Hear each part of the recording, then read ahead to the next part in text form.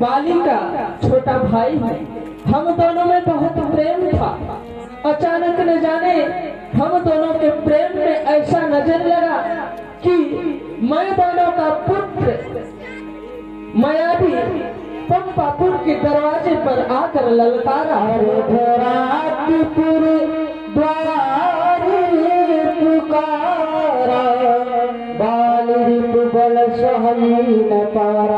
हे भगवान, मेरे भैया बाली ने किसी के ललकार को नहीं सह सकते थे। अचानक अर्धरात्रि के समय वह मायावी पंपापुर के दरवाजे पर आया और ललकारने लगा कि बाली बाहर निकल और मुझे युद्ध कर। सो हे भगवान, भागा बाली देख से भागा, मैं पुन गया बंध संग लागा। हे भगवान, मेरे भैया बाली ने उस मायावी दानव के ललकार को सहन नहीं कर सके और युद्ध करने के लिए तुरंत निकल पड़े। सोहेनाथ, मैं भाई के कारण मैं भी उनके पीछे पीछे निकल पड़ा नाथ।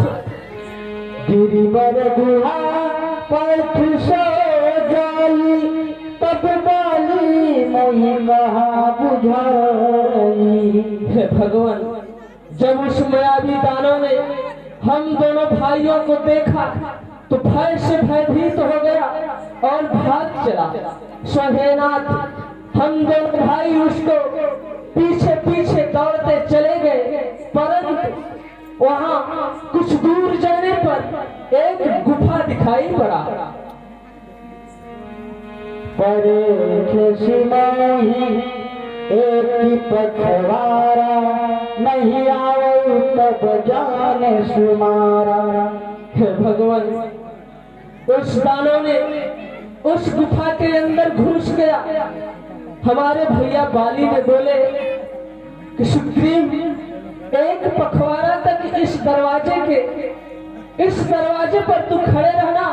अगर एक पखवाड़े के अंदर मैं नहीं आता हूँ तो तुम समझ जाना कि मेरा वध हो गया है।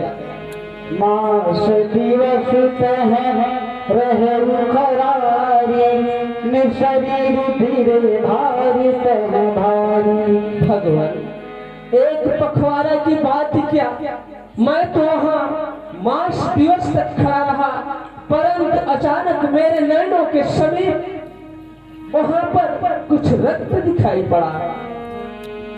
बाली हदसी नहीं मारही आई, शिला दे कहाँ चल पराई। भगवान, मैं उस रक्त को देखकर भयभीत हो गया। मैं समझ गया कि मेरे भैया बाली का वध हो गया। हे नाथ, मैं भय के कारण भयभीत होकर पत्थर का एक बहुत बड़ा सा शिला उठाकर उस दरवाजे पर लगा दिया और वहां से भाग निकला। प्रभु, मंत्री ने पूरी देखा बिन साई, दीन मोहि राजी बोरियाई। भगवान, जब मैं भागकर पंपापुर में आया तो पंपापुर के प्रजापुरवासी बिना राजा के व्याकुल थे। उन्होंने हमें पाकर के पंपापुर का राजा बना दिया।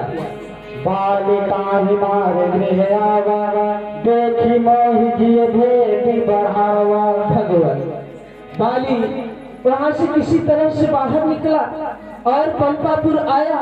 देखा तो मैं राजा बना बैठा था।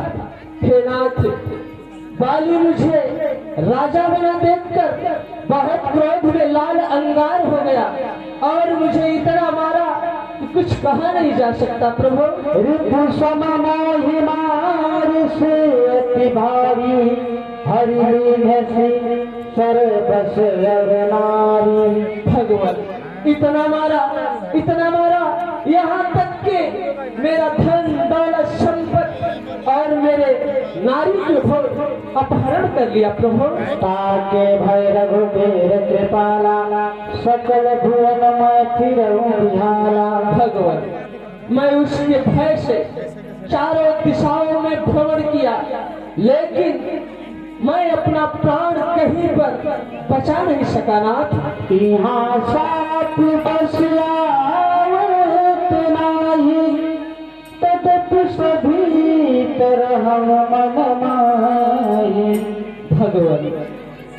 जगह पर नहीं आ सकता, क्योंकि मातंग ऋषि का श्राप है। उस श्राप के कारण बाली इस पर्वत पर नहीं आ सकता।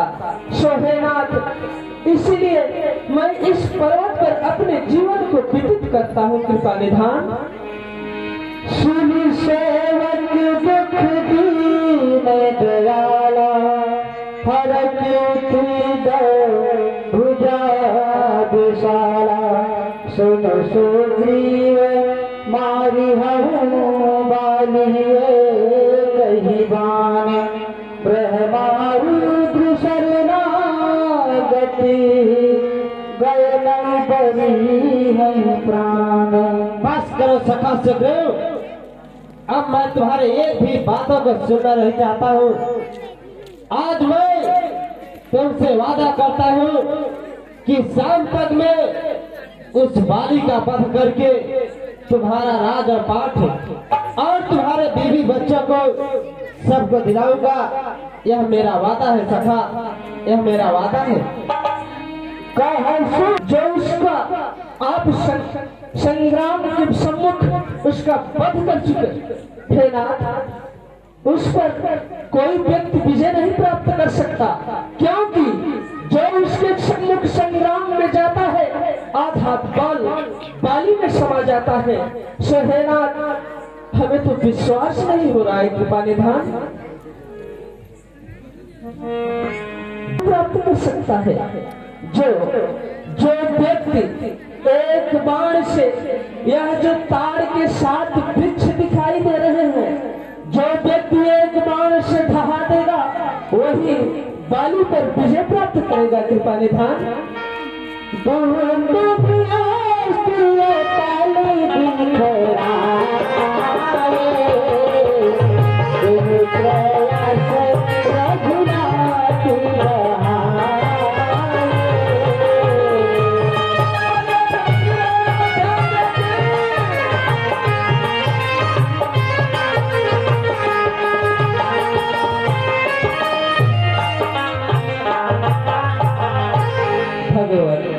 हमें विश्वास हो गया कि आप बाली पर अवश्य विजय प्राप्त करेंगे। हे कृपा निधान, कृपा करके बतलाएं, अब हम लोगों को क्या करना चाहिए? ये सखा, अब जाओ अपने भाई को युद्ध के ललकारो। वह तुमसे युद्ध करने के लिए इसी जगह और इसी मैदान में आएगा, फिर मैं उसका वध करूंगा। मेरा जैसी आज्ञा हो कृपा निधान। मैं अवश्य पंपापुर के दरवाजे पर जाऊंगा और महाराज बाली को ललकारूंगा।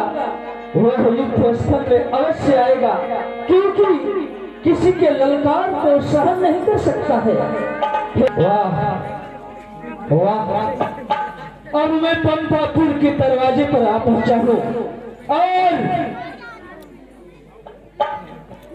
और मैं इस वक्त बाली को ललकारता हूँ और वीर पुरुष है और युद्ध स्थल में आएगा और जो प्रभु श्री रामचंद्र जी के हाथों मारा जाएगा। बाली सुनत बाली क्रोध मूर्छिता बैठा है।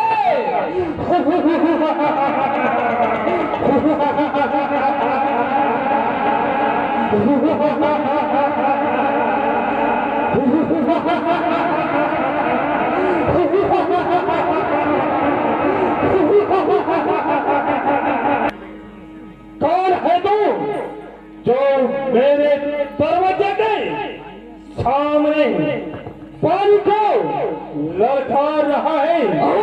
जरा सामने तो अवश्य बाली, मैं सुग्रीव तुझे युद्ध के लिए ललकार रहा हूं। अगर तू वीर पुरुष है तो युद्ध स्थल में आ और मुझसे युद्ध कर। युद्ध स्थल में आ ही गए ना, क्या ये नहीं पूछोगे कि सुग्रीव इस युद्ध स्थल में क्यों आया है और किस लिए आया है? नहीं सुखदेव, नहीं। वीर योद्धाओं का लक्षण है कि कहीं कोई भी दुश्मन के ललकारे तो उसके ललकार वह सहन नहीं कर सकता। वह युद्ध स्थल में अवश्य आएगा, अवश्य। भैया पाले, मैं यहाँ क्यों आया हूँ? सुनो, मेरा हक दे दो, मेरा राज दे दो, मेरा संपत्ति दे दो। कोई झगड़ा नहीं, लड़ाई। परंतु सुग्रीव, पहले ये तो बता कि तुझे हक और अपनी पत्नी की याद कैसे आ गई यार?